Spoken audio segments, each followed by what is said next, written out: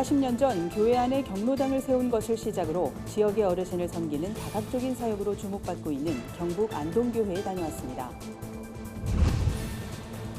한 해 동안 받은 은혜를 생각하며 감사의 기쁨을 나누는 추수감사절이 다가옵니다.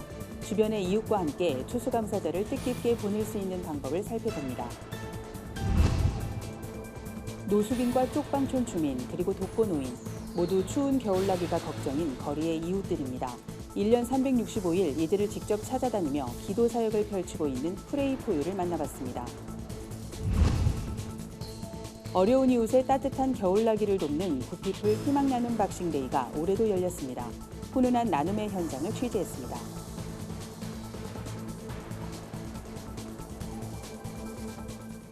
여러분 안녕하십니까? 굿TV 위클리 뉴스입니다. 한 주간의 뉴스를 종합해드립니다. 유교의 본고장 경북 안동 한복판에 자리한 안동교회는 110년 전통을 자랑하는 안동 지역의 모교회로 독립운동과 민족 복음화에 헌신해온 것으로 잘 알려져 있습니다. 뿐만 아니라 어르신을 잘 섬기는 교회로도 유명하다고 하는데요. 교회의 남다른 열정이 지역의 새로운 변화로 이어져 주목받고 있습니다. 고령화 시대 한국교회의 목회 방향을 고민해보는 굿TV 특별기획. 이번 시간엔 경북 안동교회의 사역을 취재했습니다. 진은희 기자입니다. 경북 안동교회는 1979년 누구나 부담 없이 와서 쉴 수 있는 기독 경로당을 교회 안에 만들었습니다. 이곳은 수백 명이 넘는 지역 어르신들이 찾을 정도로 굉장한 호응을 얻고 있습니다. 어르신들은 한글 수업이나 다양한 친목도모 활동을 통해 삶의 활력을 얻기도 합니다. 안동교회는 지역사회와의 협업을 통해 노인 일자리 제공에도 앞장서고 있습니다. 안동시 위탁사업으로 2014년부터 이어오는 일자리 사업은 약 350여 명의 어르신들이 참여합니다. 이들 중에는 교회를 오게 돼서 자연스럽게 신앙을 갖게 되는 경우도 많습니다. 세가족으로 몇 번 갔디거든요. 가보니 좋거든요. 그래가 이 선생님을 만났거든요. 그래가 또 교회 갔거든요. 이번 크리스마스에 세례를 받습니다.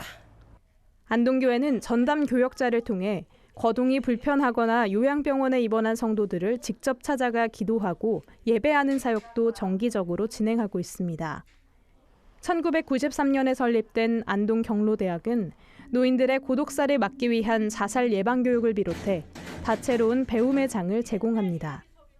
시하고 그런 관계성들이 유지가 되고 신뢰가 되고 그러다 보니까 시가 우리 사역들이나 사업들에 적극적으로 신뢰를 가지고 보조를 해주고 연합해서 더 큰 일을 할 수 있었죠. 또 연합해서 하다 보니까 교회의 선한 영향력도 커질 수 있죠. 이처럼 실버 세대를 위한 안동교회의 다각적인 사역은 교회 안팎으로 돌봄의 차원을 넘어 지역사회에 복음을 전하는 변화로 이어지고 있습니다. 김 목사는 다음 세대를 위한 목회 매뉴얼이 넘쳐나지만 정작 실버 세대를 위한 매뉴얼은 전무한 상황이라며 대비가 필요하다고 이야기합니다. 예를 들면 70세 이상 노인 세대가 더 많이 증가하기 때문에 그분들의 그 현재 상황들, 그분들의 어떤 심리, 그분들의 어떤 정신적인 건강, 육적인 건강, 니드, 욕구, 이런 것들을 종합적으로 판단해서 그 노인 세대들을 위한 특별한 목회 매뉴얼들이 필요한 거죠. 고령사회에 대한 막연한 문제의식을 넘어 실제적이고 구체적인 방안을 마련하는 것이 시급해 보입니다. 굿TV 뉴스 진은입니다. 한 해 동안의 은혜를 되돌아보는 기독교의 대표적인 절기죠. 추수감사절이 다가왔습니다. 매년 이맘때가 되면 교회 곳곳에서 다양한 행사들이 열리는데요. 단발적인 행사의 이벤트가 아니라 주변의 이웃을 돌아보며 감사의 의미를 되새기는 날이 돼야겠습니다. 추수감사절을 의미 있게 보낼 수 있는 방법, 한혜인 기자가 전해드립니다. 추수감사절은 종교의 자유를 찾아 나선 청교도들이 미국에 정착한 후 처음으로 추수한 작물에 감사하며 원주민들에게 곡식과 음식을 나눈 데서 시작됐습니다. 수확의 기쁨을 하나님에게 감사하고 이웃과 나누는 것이 핵심입니다. 한국교회는 교회마다 차이는 있지만 대부분 11월 셋째 주를 추수감사주일로 지키고 있습니다. 감사 헌금과 과일 등의 헌물로 감사하는 것이 일반적입니다. 이에 일각에선 추수감사주의를 지키는 방식이 여전히 농경시대에 머물러 있다는 지적도 나옵니다. 실천신학대학원 대학교 박종화 이사장은 추수감사주일은 삶의 각 분야에서 감사가 이뤄져야 하는 축제라며 절기에 국한된 것이 아닌 의미를 확장해 일의 시작과 끝에 하나님의 은혜에 감사드리는 것이 중요하다고 밝혔습니다. 농경시대의 추수감사가 상징적 의미인데 그 의미를 오늘의 산업화 시대에도 적용하면 어떻게 될까? 그래서 저는 바라기는 우리가 만든 공산품, TV, 냉장고, 우리 문화기기 이것이 만들 때 얼마나 고맙겠어요. 완성이 되면 그 회사는 상품이 된 TV를 놓고 하나님께 감사하는 산업화 시대 감사 예배를 드렸으면 좋겠다.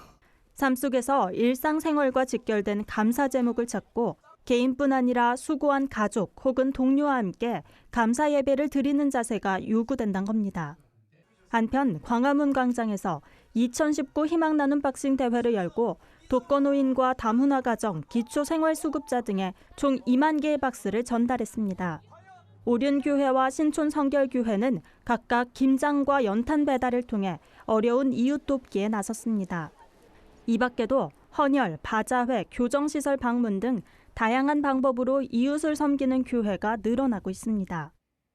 추수감사주일이 하나의 연례 행사가 아닌 일상 속에서 감사의 제목을 묵상하고 어려운 이웃과도 감사의 기쁨을 나눌 수 있는 기회가 되길 기대해 봅니다. 구TV 뉴스 한혜인입니다. 11월 중반에 접어들면서 날씨가 부쩍 쌀쌀해졌습니다. 거리의 노숙인들은 벌써부터 겨울나기가 걱정인데요. 쪽방촌 주민들이나 혼자 사는 어르신들도 마찬가지일 겁니다. 이들을 발로 찾아다니며 손을 잡고 기도해주는 목회자들이 있습니다. 올해로 5년째 사역을 이어가고 있는 프레이포유가 그 주인공인데요. 하나은 기자가 만나봤습니다. 찬바람이 부는 초겨울 도심 한복판. 인적이 드문 공원에 노숙인들이 모여 있습니다. 쉽게 눈에 띄지 않는 곳이지만 매번 이곳을 찾는 사람이 있습니다. 프레이포유 손은식 목사입니다. 5년 전부터 손 목사는 노숙인들에게 필요한 음식과 생필품을 전달하며 기도하는 사역을 이어오고 있습니다. 교회 내에 머무는 것보단 거리에 기도가 필요한 사람들을 찾아가야겠다는 생각 때문입니다.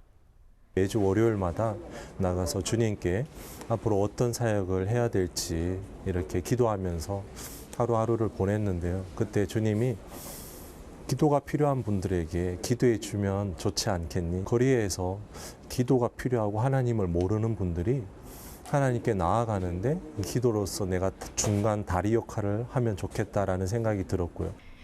서울역 뒤편 중림동 쪽방촌도 프레이포유의 손길이 닿는 곳입니다. 한 평도 채 되지 않는 공간. 이들은 손 목사가 아니면 하루 종일 말 한마디 나눌 사람이 없습니다. 손 목사는 다가가 안부를 묻고 말동무가 되어줍니다. 이들에게 필요한 건 진심 어린 위로와 관심이기 때문입니다. 프레이포유는 단순한 도움을 넘어 이들이 자립하고 거리 사역의 동역자로 함께할 수 있도록 세우는 것이 최종 목표입니다. 실제로 이날도 프레이포유를 통해 자활에 성공한 사람이 동역자로 함께 나섰습니다. 저는 영등포에서 노숙하다가 노숙한 지 한 열흘 만에 사역자분을 만나서 공동체에 들어오게 되었습니다. 그리고 손 목사님께서 공동체에 살라고 해서 사역을 같이 하게 되었습니다. 프레이포유 사역이 인터넷을 타고 알려지면서 사역에 동참하는 사람들도 늘었습니다. 얼마 전엔 다양한 교회에서 모인 목회자와 성도들이 첫 정기 모임을 갖기도 했습니다. 손 목사는 더 많은 사람들이 노숙인에 대한 편견을 없애고 거리로 함께 나왔으면 좋겠다며 낮은 곳으로 임하시는 하나님을 많은 분들이 경험하길 바란다고 전했습니다. 구TV 뉴스 하나은입니다. 앞서 전해드린 것처럼 어려운 이웃을 위한 따뜻한 기도도 중요하지만 이들이 하루하루를 살아낼 실제적인 도움을 주는 것도 필요합니다. 국제구호개발 NGO 구피플은 중세교회가 옷과 음식을 상자에 담아 가난한 이들에게 선물한 것에서 착안해 해마다 희망 나눔 박싱데이를 진행하고 있는데요. 올해도 자원봉사자들의 정성으로 2만 개 정도의 희망 박스가 전국 각지의 어려운 이웃들에게 전해진다고 합니다. 보도에 윤인경 기자입니다. 줄지어 서서 박스 안에 식료품을 담는 자원봉사자들의 손길이 분주합니다. 햇반과 고추장, 식용유 등 어려운 이웃들이 올겨울을 든든하게 보낼 수 있는 생필품이 담겼습니다. 국제구호개발 NGO 굿피플은 어려운 이웃에게 사랑을 전하는 희망 나눔 박싱데이를 8년째 이어오고 있습니다. 저는 4년 동안 참여하고 있고요. 그리고 춥지만 따뜻한 겨울 보내셨으면 좋겠습니다. 박스 포장을 하다 보니까 굉장히 우리 일상생활에서 필요한 그 식료품들이 많이 들어가 있더라고요. 그래서 이거 받으시는 분들이 꼭 필요한 음식이었으면 좋겠고 또 기쁨으로 받으셨으면 좋겠어요. 차곡차곡 쌓인 희망 박스들은 전국 각지로 떠날 채비를 마쳤습니다. 총 2만 개의 박스가 450여 곳의 푸드뱅크와 마켓을 통해 독거노인과 다문화 가정, 기초생활수급자에게 전달될 예정입니다. 굿피플을 통해 지금까지 135억 상당의 희망박스 13만 5천 개가 전국의 어려운 이웃들에게 전해졌습니다. 지금 많이들 어렵다고 하는데 우리들이 그 사랑을 담아서 같이 보내서 어려움을 극복하고 또 꿈과 희망을 갖게 하는데 그 목적이 있습니다. 올해 창립 20주년을 맞이한 굿피플은 앞으로도 희망박스를 통해 우리 사회의 어두운 곳을 온정의 빛으로 밝히겠다는 포부를 밝혔습니다. 중세시대의 어려운 이웃들과 함께했던 희망박스가 오늘 이 시대에 하루하루 힘겨운 삶을 살아가는 이웃들의 따뜻한 희망이 되길 기대합니다. 굿TV 뉴스 윤인경입니다. 세상 속 크리스천들의 다양한 이야기를 만나보는 시간입니다. 오늘은 어떤 소식들이 있는지 한혜인 기자가 전해드립니다.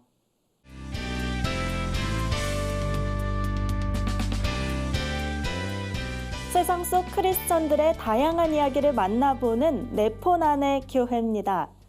첫 번째 소식입니다. 18년째 찬양 사역을 이어온 강찬 목사가 6집 앨범 나누고 비우고 섬기고 사랑하는을 이달 18일 새롭게 선보입니다. 대표곡 나누고 비우고 섬기고 사랑하는은 하나님의 성실한 일꾼으로서 세상 어떤 것도 이기지 못하는 예수의 사랑에 의지해 살아가게 해달란 고백이 담겼습니다. 그 은혜로는 하박국 3장 17절과 18절 말씀을 묵상하면서 강찬 목사가 직접 작사한 곡입니다. 눈물 없이엔 크리스천이 눈물 없이 십자가를 바라보지 않길 바란단 마음을 담아냈습니다. 한편 찬양 사역자 강찬 목사는 2002년 발표한 여정을 시작으로 섬김, 하나님의 은혜, 십자가 등을 발표하며 사랑을 받아왔습니다. 2007년엔 CCM 어워드 페스티벌 7대 가수상을 수상했습니다. 다음 소식입니다. 한국 해비타트가 충청남도 천안 독립기념관에 위치한 단풍나무 숲길에서 걷기 대회를 진행했습니다.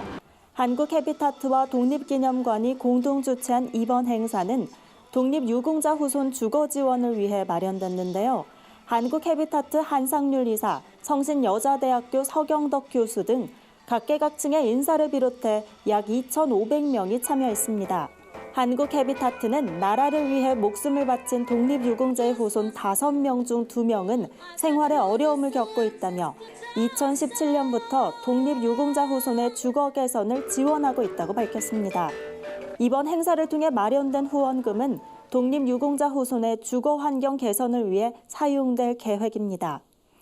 마지막 소식입니다. 3.1운동 100주년을 맞아 제작된 기독교 다큐멘터리 영화 북간도의 십자가가 관객들의 호평을 얻고 있습니다. 북간도의 십자가는 1900년대 초 일본 제국주의에 맞선 북간도 한인들의 이야기를 다룬 작품인데요. 북간도 기독교인들은 나라를 잃고 고향을 떠나왔지만 복음을 받아들인 사람들로 알려져 있습니다. 영화는 역사학자인 심용환이 마지막 북간도의 후예인 고 문동환 목사의 회고를 따라 북간도 곳곳에 숨겨진 항일 독립운동의 흔적과 의미를 찾아가는 내용을 담았는데요. 영화를 제작한 반태경 감독은 눈물로 씨를 뿌렸던 100년 전 신앙 선조들의 신앙이 이 시대의 크리스천들에게 울림을 주길 기대한다고 밝혔습니다. 내 폰 안의 교회는 시청자 여러분의 제보를 기다리고 있습니다. 함께 나누고 싶은 영상이 있다면 전화나 이메일로 참여해 주시기 바랍니다. 굿TV 뉴스 한혜인입니다. 한국교회연합으로 매년 개최되는 메시아 연주회가 올해는 여의도 순복음교회 주관으로 내달 5일 열립니다. 천안시 기독교총연합회가 정기총회를 열고 한 해 사역 계획을 논의했습니다. 한 주간 분야별 주요 뉴스를 김민주 기자와 조유현 기자가 전해드립니다.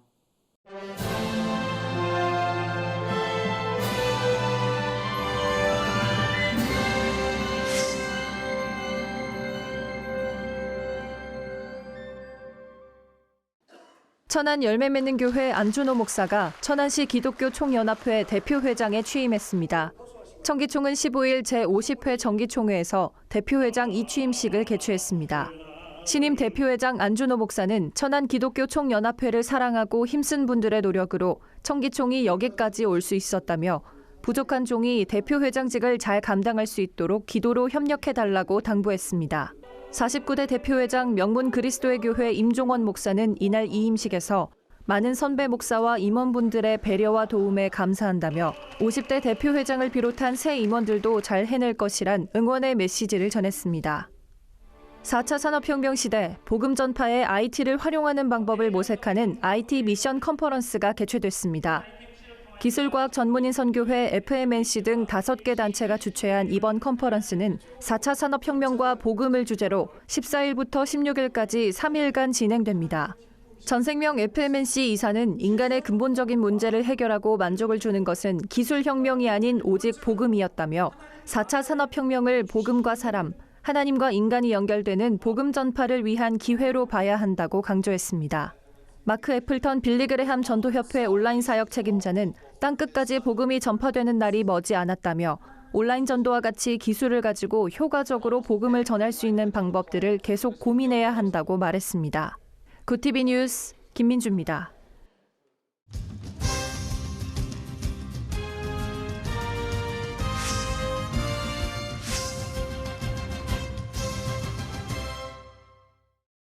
한국교회 연합찬양대의 메시아 연주회가 내달 5일 세종문화회관에서 열립니다. 메시아 연주회는 영락교회 한경직 목사의 제안으로 1964년 12월 첫 연주회를 가졌습니다. 1998년부터는 주간교회를 선정해 진행하고 있으며 지금까지 영락교회, 세문안교회, 소망교회, 온누리교회 등이 참가했습니다. 올해는 여의도 순복음교회가 주관합니다. 이번 공연에서는 오라토리아 중에서도 최고의 걸작으로 꼽히는 핸델의 메시아로 예수 그리스도의 탄생과 부활 등을 3부에 걸쳐 선보일 예정입니다. 수용자와 가족들을 위로하고 교정사역자들을 격려하기 위한 축제가 열렸습니다. 교정선교 전문기관인 세진회가 마련한 이번 축제에는 소망교도소 소망합창단과 로뎀 청소년학교 등이 무대에 올라 수감생활 중 받은 은혜를 찬양으로 풀어내며 감동을 전했습니다. 영화 하모니로 유명한 청주여자교도소 하모니 합창단도 출연해 큰 호응을 얻었습니다. 세진회는 올해부터 40년 넘게 이어온 음악회를 교정축제로 확대해 그동안 교정사역에 함께한 교도관과 봉사자들에게 감사하는 마음을 표현했습니다. 세진회 정직원 이사장은 세진회는 지난 51년간 숨죽여 살아가는 수용자와 그 가족들 그리고 보호 청소년들을 품고 사랑과 섬김의 열매를 맺어왔다며 수용자들이 그동안 묵묵히 교정사역에 함께해 주신 분들과 어울려 노래할 수 있는 축제의 장을 마련했다고 밝혔습니다. 굿TV 뉴스 조유현입니다. 굿TV 글로벌 선교방송단 교회 기자가 취재한 전국교회 소식 전해드립니다. 광은교회가 새생명 축제 예배를 드렸습니다. 김한배 담임 목사는 마음의 문을 열면 우리에게 영생을 주시는 예수님이 들어오신다며 예수를 믿고 구원받고 영생을 얻기를 결단하면 위대한 삶이 시작된다고 전했습니다. 광은교회는 초청된 새 가족들을 위한 영상도 준비해 성도들에게 큰 호응을 얻었습니다. 예배 후에는 새가족 사역팀에서 초청받은 태신자들에게 선물을 증정하는 시간도 마련됐습니다. 예장합동 소속 성은교회가 영등포 지역 어르신들을 섬기는 효도잔치를 열었습니다. 코리아 스타쇼 TV 예술단장이자 가수인 이승원 목사와 시온예술단, 가수 온사랑, 차이승, 백진주 등이 노래와 율동, 마술 등 수준 높은 공연을 선보였습니다. 성은교회 최병욱 목사는 쌀쌀해지는 요즘 어르신들을 섬기는 효도잔치로 부모 공경을 실천하고 복음을 전하는 기회가 됐다며 이러한 나눔이 앞으로 더 확산됐으면 좋겠다고 말했습니다. 한 주간 해외 주요 뉴스를 오현근 기자가 정리해드립니다. 해외 주요 뉴스입니다. 북한의 인권 침해를 비판하고 즉각적인 개선을 촉구하는 북한 인권 결의안이 유엔 총회 산하 제3위원회에서 채택됐습니다. 지난 2005년부터 시작해 올해로 15년째입니다. 회원국 모두 결의안에 대해 동의하면서 표결 없이 진행된 것으로 알려졌습니다. 이번 결의안에는 유럽연합 국가들과 일본, 미국, 캐나다 등 61개 회원국이 공동 제안국으로 참여했습니다. 2008년부터 공동 제안국으로 참여했던 우리나라는 참여하지 않았습니다. 일본의 아베 신조 총리가 세금을 걷어들이는 봄맞이 행사를 개인 후원의 친목 행사로 개최했다는 의혹이 일본 여론을 중심으로 점점 커지고 있습니다. 일본 정부가 매년 4월 도쿄에서 총리 주재로 각계 인사들을 초청해 벚꽃을 보는 모임을 여는 가운데 아베 총리 2차 집권 이후로 개인 후원의 친목 행사로 변질됐다는 게 논란의 핵심입니다. 여기에 기부 행위를 금지한 공직선거법 위반 여부도 의혹을 뒷받침하고 있습니다. 이에 대해 정부는 의혹을 부인하고 있지만 주요 언론을 중심으로 진상규명을 요구하는 목소리를 높이고 있습니다. 유럽연합 회원국들이 공동 출자한 투자기관인 유럽투자은행이 기후변화를 막기 위해 2022년부터 화석연료 사업에 자금을 지원하지 않기로 했습니다. 이에 따라 앞으로 유럽투자은행의 지원을 받으려면 해당 사업이 1kWh의 에너지를 생산하는데 250g 미만의 이산화탄소를 배출한다는 점을 증명해야 합니다.